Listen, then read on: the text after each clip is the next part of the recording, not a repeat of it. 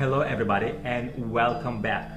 This is Dr. Harrell's channel and I am Dr. Harrell.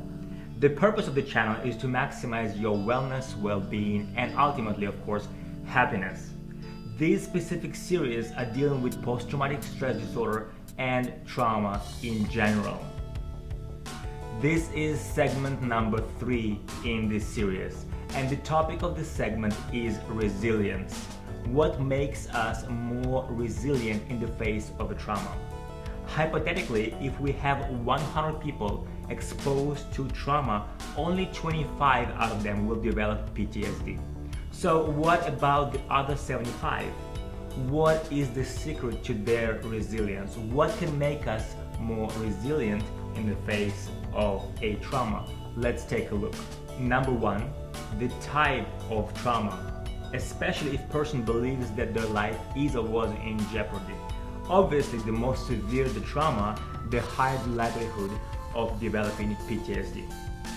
Number 2 talks about whether it's a one-time event or trauma that is repeated over time.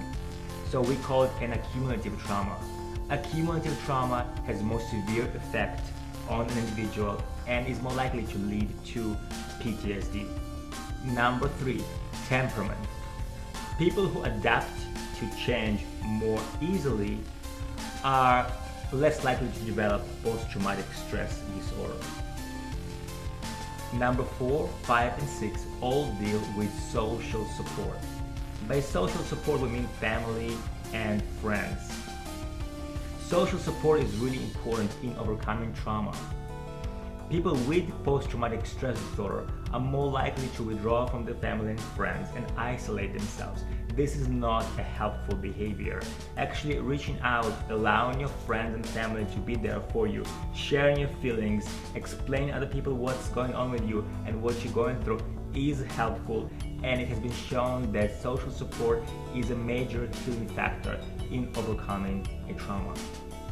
Number 7, the ability to process our feelings. In our culture, on average, women tend to have a better ability of processing their feelings than men. However, most of the military personnel, veterans, police officers, custody officers are men. This emphasizes how important it is for us as men to work through and talk about our feelings, especially in relationship to a trauma. This has tremendous effect on our ability to recover from trauma. Number 8 is the perception of the cause of a trauma or traumatic event. If an individual feels like they are to blame for the event and they are at fault, it is more likely for them to experience more severe and long-lasting symptoms of trauma. Number 9, our ability to find meaning in the event. If we're able to make sense out of the event, find meaning in the event, look at the event as an opportunity for growth, it is much less likely for us to develop post-traumatic stress. Number 10 is pre-trauma level of functioning. And by that I mean somebody who had difficulty functioning before the trauma is much more likely to experience post-traumatic stress. Trauma is much more likely to have a significant and severe effect on somebody with overall difficulty coping and overall lower functioning before the trauma. However, if we talk about somebody who has good coping skills, who are able to function well, is well adjusted before the trauma, they are much more resilient in the face of trauma and much less likely to suffer from PTSD following the trauma. So let's talk about coping in general.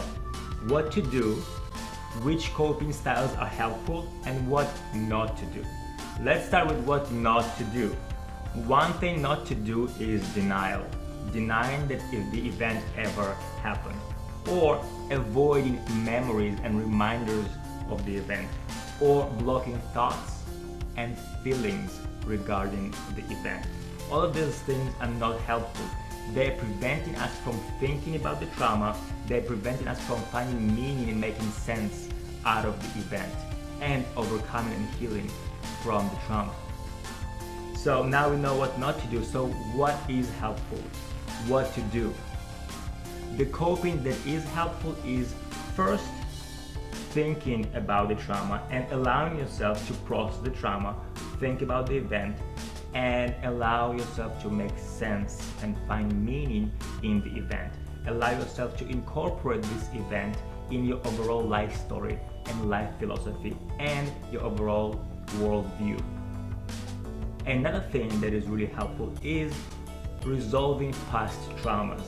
For example, somebody who suffered childhood abuse and didn't cope and resolve this significant trauma is much more susceptible to future trauma. However, if you have resolved the trauma of the past, it makes you more resilient in the face of possible trauma in the future. Another aspect of it is daily stressors. If you develop positive coping with daily stressors, and I'm talking about family, children, finances, etc., positive coping with daily stressors makes you more resilient in the face of a more significant stressor, such as a traumatic event. And here is something for you guys to think about. Take a look.